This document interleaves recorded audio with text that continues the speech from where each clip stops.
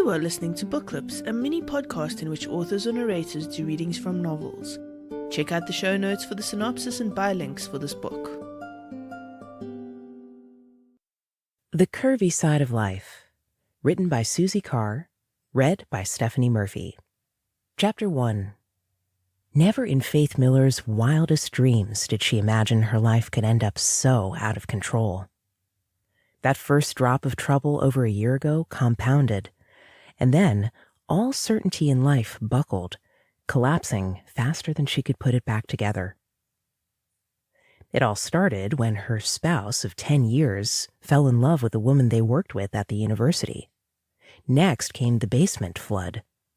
After that, Faith's layoff as a public relations specialist at the university happened. Oh, and then the squirrels. The fucking squirrels.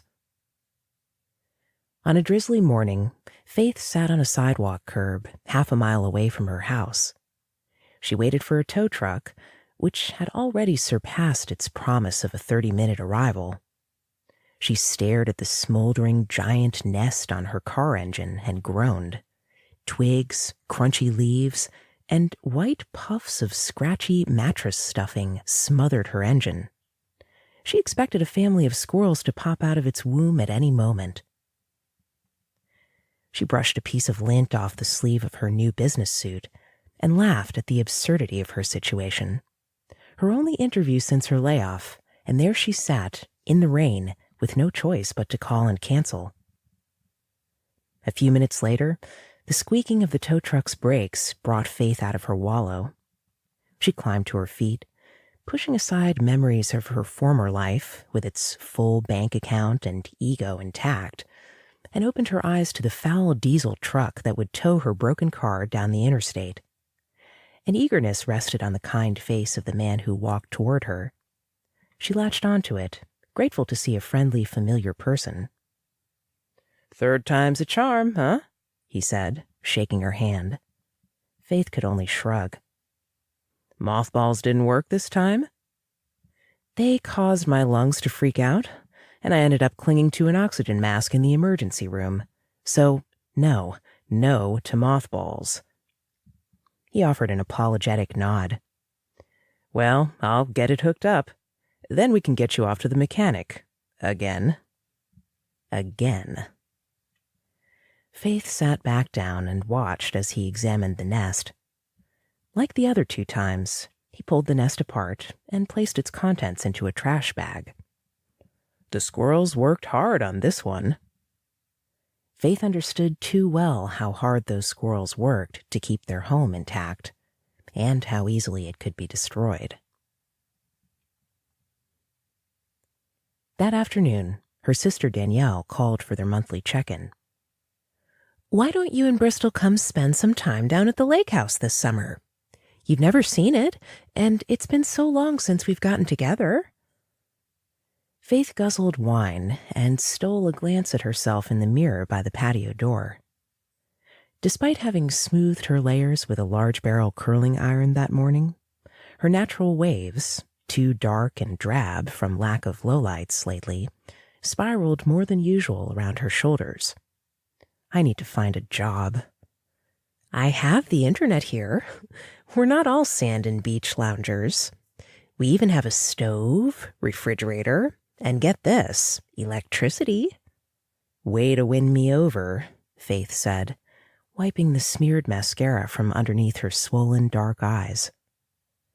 "Seriously, sis, you've got the summer off, and it would do you good to get away from that place for a while." She hadn't taken an extended vacation in over a decade, well before graduate school. I don't know. I could use the help at the salon." Faith laughed. "I haven't cut hair since high school. If I visited, and that's a big if, I'm not cutting hair. I'll need to be sending out resumes so I can earn some income." "Fine, send out resumes. And in between, we'll be silly. We'll drink wine, and you can watch me cut hair." "Can you put my life back together while you're at it?" "I'll think about it." Faith looked at her watch. Stuart should have returned Bristol half an hour ago. He was probably helping a nice old lady put groceries in her car. I have to get going. Bristol will be home any minute, and I need to cook her dinner. How's my little cutie pie niece doing? Confused as ever. She's doing fine. Well, give her a hug from her auntie and tell her I have a big, beautiful lake she can enjoy this summer if her mother decides they should each have some fun. Will do. And sis, Danielle said, have faith. She smiled at her sister's favorite closing line. Love you. As the next hour passed, and she waited on Stuart to bring Bristol home, she mulled over her sister's invite. Although a trip would do them good, and maybe even Danielle's magical, soothing ability could get Bristol to start opening up again to the outside world, she needed to focus. One day, when she'd put her life back together, they'd take that trip. An hour later than scheduled, Bristol bolted through the front door with Stuart in her wake. Mommy, look, I'm wearing lipstick. Her 7-year-old daughter had painted her tiny lips glossy pink. You look beautiful, sweetheart. She hugged her daughter and kissed the top of her golden head of hair. She was a mini Stuart with her light hair and blue eyes. So, Daddy bought you lipstick, huh? He didn't buy me lipstick. Right, Daddy? She backed out of Faith's embrace. Stuart's cheek flinched. Then it turned red. No? Then where did you get it? Faith remained cheerful for Bristol's sake. Jilly gave it to me. Her cheeks pinked up in joy, innocent in her admiration for the woman who stole her daddy from her mommy. Faith glared at Stuart over Bristol's head. He began raking his hand through his thick head of hair. Ugh, screw him. Hey, guess what? Faith smiled down at Bristol, taking her first bold step since the divorce. We're going to take a trip to Rhode Island to see Auntie Danielle's lake house this summer. For the whole summer? Bristol asked. For as long as we like. Faith tugged at Bristol's hand. Come on, let's get you some dinner. You can't take her away for as long as you like, Stuart said. Faith stopped and tightened her squeeze around her daughter's hand. Sure I can. But what about my Saturday visitations? Simple. You and your little girlfriend can drive down to see her on Saturdays. Ugh, that's not fair. It never is. Faith tugged Bristol along with her down the hallway. He mumbled something about the contractors needing time anyway to fix the basement flooring and the walls from the flood they'd suffered. 4 days later, she and Bristol packed up her rental and headed to Rhode Island. They both needed the trip. She recited this to herself for the entire 2-hour trip south from Boston. Time away from the problems of the failed marriage and her job loss would offer clarity, according to her best friend Sally. Faith hoped she was right. By noon, as she maneuvered the curvy roads of Rhode Island's South County, she relaxed. The air smelled as if it had been kissed by the sea. The plush green grass swayed on the front lawns of quaint lake homes with oversized porches adorned with colorful impatiens. The American flag waved at them from in front of every bay window. Children chased one another and dogs barked. The sun sparkled on the gorgeous leaves of maples and oaks. Faith forgot how special and welcoming the streets of Rhode Island could be in the summertime. She hadn't visited often since leaving nearly 13 years before to attend graduate school in Boston.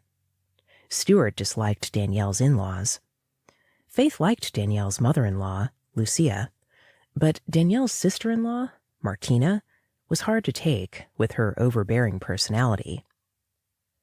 With nothing but time on her hands now, she returned to her home state seeking nourishment, something she knew she would never find in the cement landscape of downtown Boston. With each bend in the road, she prayed somewhere on the other side of those curves that her problems would disappear and she'd begin to reclaim a piece of herself. In the rearview mirror, Bristol looked so small, like a scared pup wanting to remain in the comfort of a crate. Her baby blue eyes scanned the unfamiliar homes and people. "This is going to be a great summer," she said to Bristol.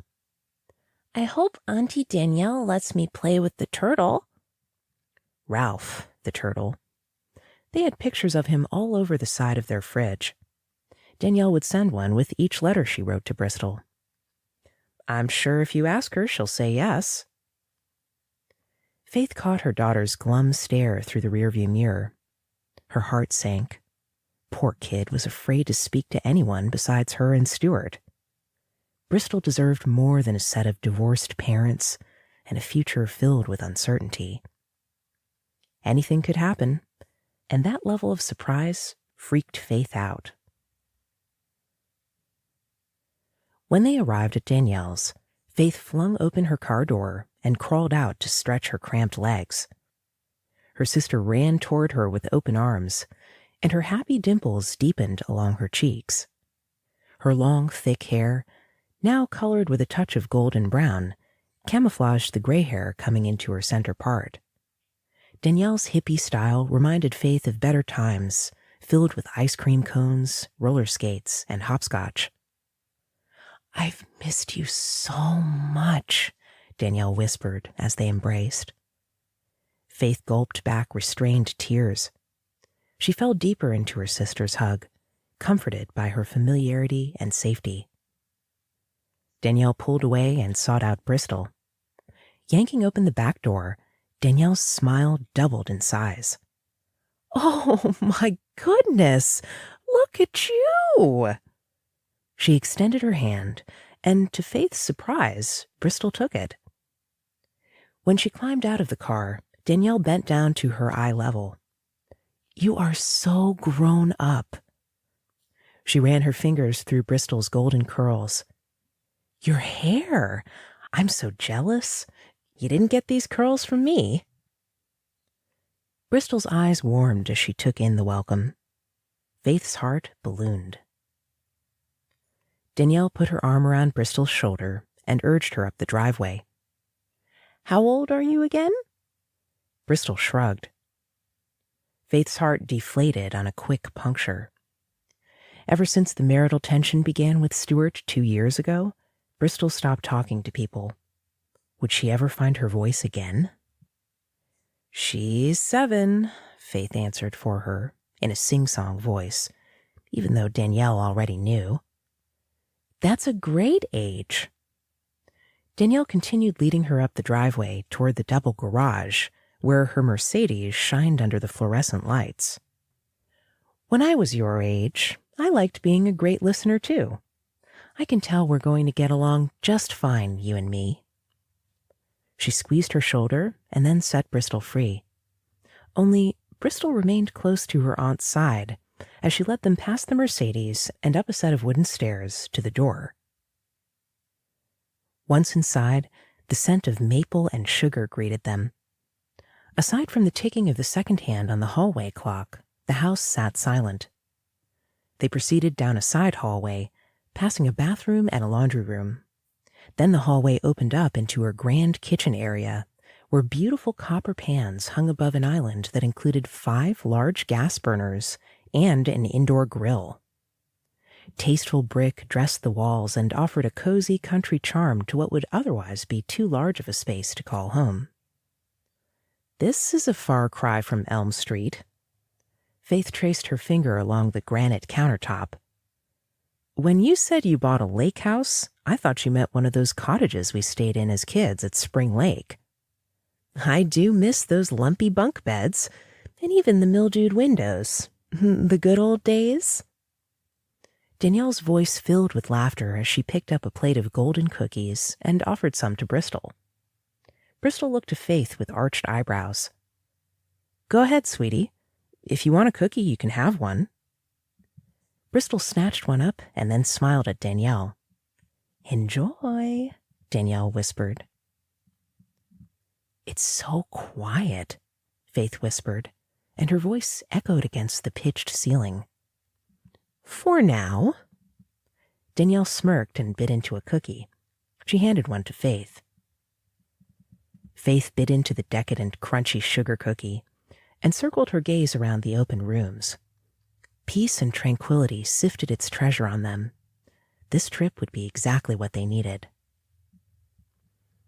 "I should get the bags." Faith turned toward the garage door and noticed the Desiderata poem hanging on the wall. She had sent it after Danielle's husband, Lucas, passed away 10 years prior.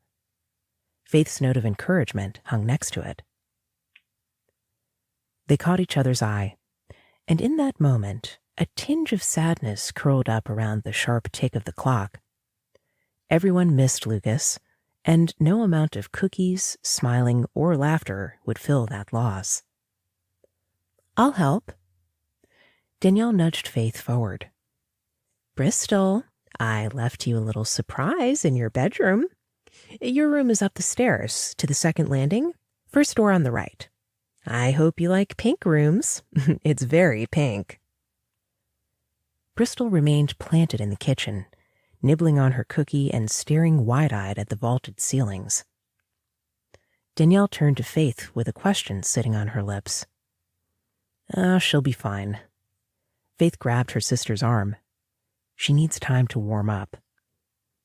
Danielle's mouth twisted.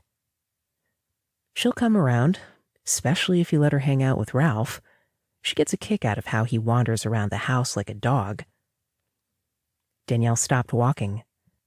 "There's no more Ralph." "No more Ralph? He escaped." "How does a turtle escape?" Lucia thought it would be a good idea to create a sanctuary for him on the side of the deck, a place he could sun himself and be in the wild, sort of. I mean, as wild as you can get in Rhode Island. So she placed huge flat rocks and planted tall marshy grasses. She even dug a shallow hole and placed a plastic pool in it from Walmart. One day out there, and he escaped. Danielle's zany mother-in-law, Lucia, was a hoot. Lucia must have freaked. She put signs up with a reward. A man called us and told us he found a turtle matching Ralph's description on the side of the street. So, not wanting Ralph to be run over, he brought him to the creek at the end of the cul-de-sac and released him. So anyway, cheers to Ralph's freedom. She raised her hand up as if offering a cheer. "Freedom?" Faith asked. "He lived his entire life in a bathtub being fed fish food. The poor little fellow isn't going to know what to do out there on his own." "Well, we looked for him. Lucia dove into the creek knee-deep in mud, searching for hours." "Huh." Faith headed out the garage door. She couldn't wait to see that turtle. A few moments later, they arrived at the back hatch of her rental SUV. Danielle hugged Faith again. "I am so happy you came. It's been too long since we've seen each other." "Well, never again. I missed you too much." They stood at arm's length and grinned. "It's good to be here." The frantic yelling of a woman chasing a tall, lanky hound dog in the street cut their reunion short. The dog stopped in front of the house next door. It sniffed a flattened plastic bottle. The dark-haired woman, wearing a pair of tight orange shorts and a black tank top, fastened a leash to the dog's collar and released an exacerbated sigh. She waved to them, then turned and jogged with the dog back up the street. "That's Yoga Goddess." Danielle watched them disappear over the hill. Yoga Goddess? Yeah, I guess the neighbors must have hired her to walk their dog. No one ever tells each other what's happening anymore. Everyone's so secretive around here. Not at all like where we grew up on Rhodes Avenue, where everyone knew everyone's favorite drink or television show. Why Yoga Goddess? Lucia Martina and I see her doing yoga every morning in the grass. Martina?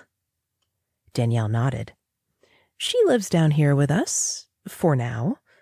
After her divorce, it got lonely for her in that big house in Lincoln.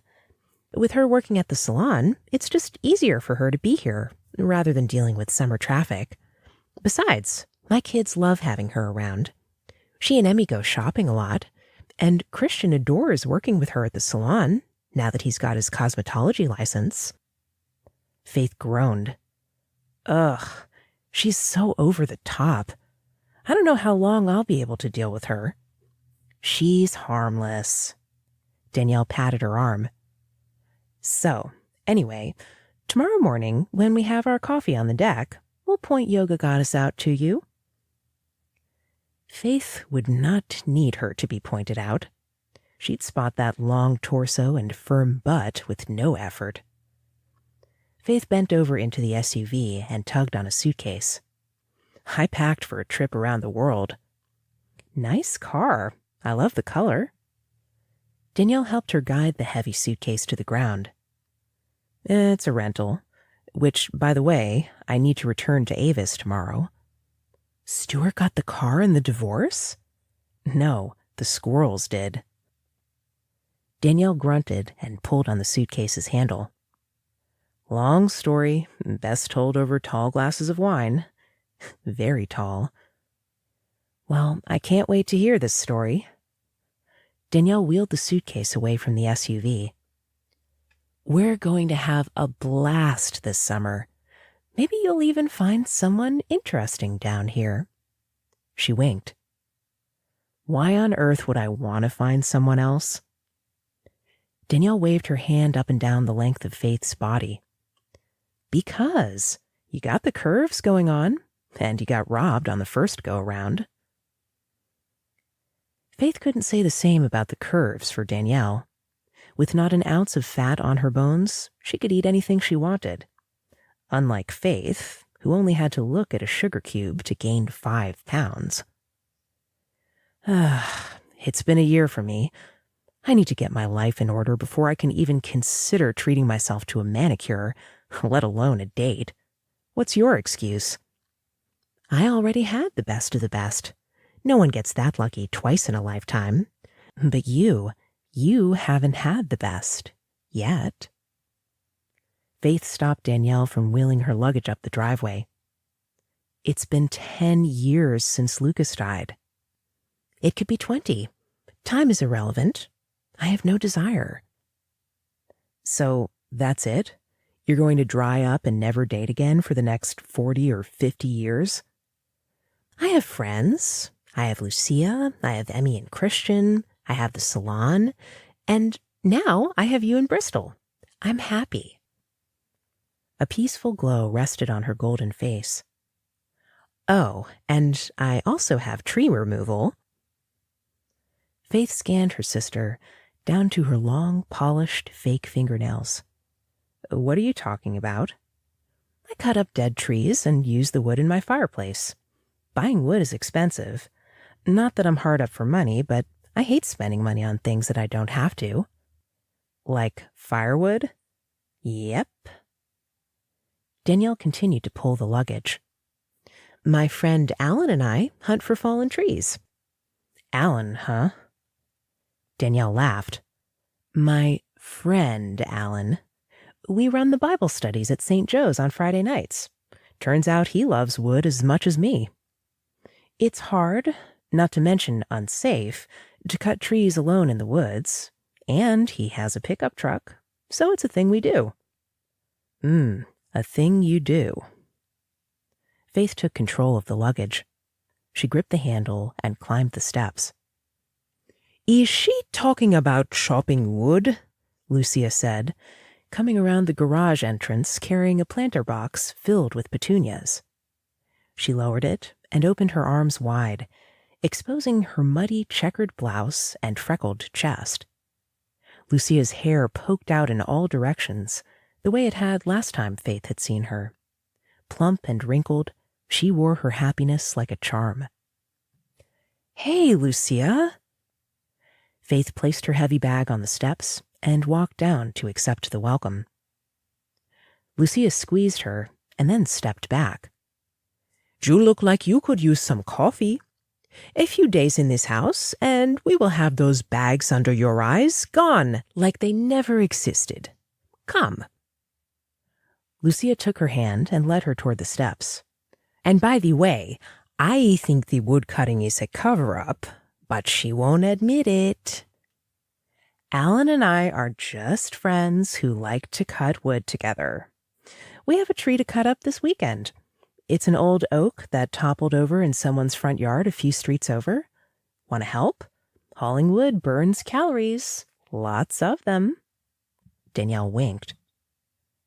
Faith sucked in her stomach, self-conscious of her growing curves, and now, apparently, dark circles under her eyes. Faith found Bristol lying on her back on her pink bed, hugging a teal journal to her chest. "What do you have, sweetheart?" She sat up and placed the journal on her lap. "It's a diary." Faith glanced at the heart sticker from Danielle. "I used to love my diary." Faith sat down next to her. "I used to write myself a note every night." Bristol traced her finger on the sparkles. "What did you say in it?" "I'd write about happy and sad things. Or when your auntie and I would get mad at each other." Faith giggled. Bristol smiled up at her, revealing her missing front tooth. "I like her." All tension from the past year released from Faith's shoulders. "She's a good person. She bakes the best cookies." "She sure does." Bristol lifted a napkin from beside her and revealed a pile of them. They both laughed and then munched on more cookies. "Do you think Auntie knows I can't talk in front of her?" Faith weighed her daughter's frustration. "I'll be sure to explain it to her, and to Lucia."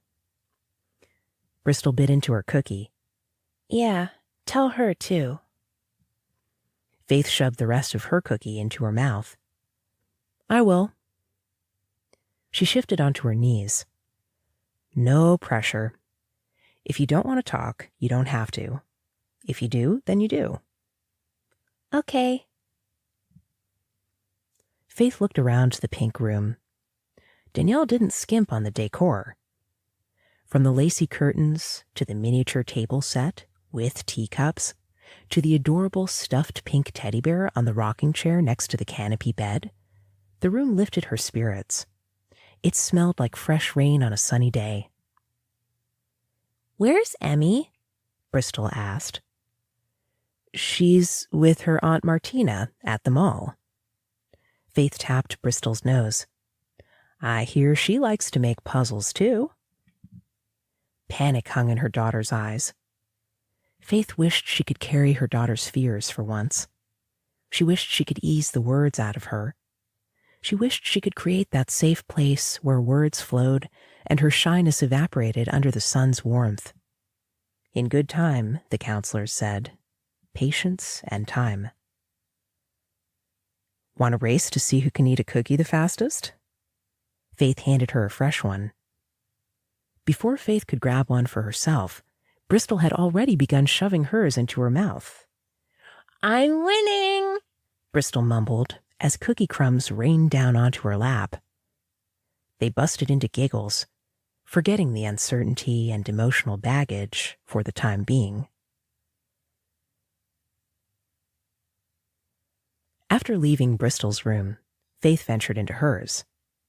She sat on a white wicker chair in the guest bedroom, admiring the piece for a few more minutes before she headed back down to join her sister and Lucia. The antique white-framed bed, with its charming louvered accents, boasted sophistication. Everything did, down to the delicate touches of matching washcloths and bath towels her sister had put out for her. She picked up a copy of Rhode Island Monthly magazine and thumbed through it. Rhode Island had small-town charm, with all its local restaurants that hosted happy hours, festive pathways decorated with overflowing flower beds and mature, thick-branched trees, and concerts on the bustling waterfront in Providence. Maybe the trip would help her figure out what the hell she should do with the rest of her life. You have been listening to Book Clips. Check out the show notes for the synopsis and buy links for this book. If you are interested in showcasing your novel, then check out the show notes for more information.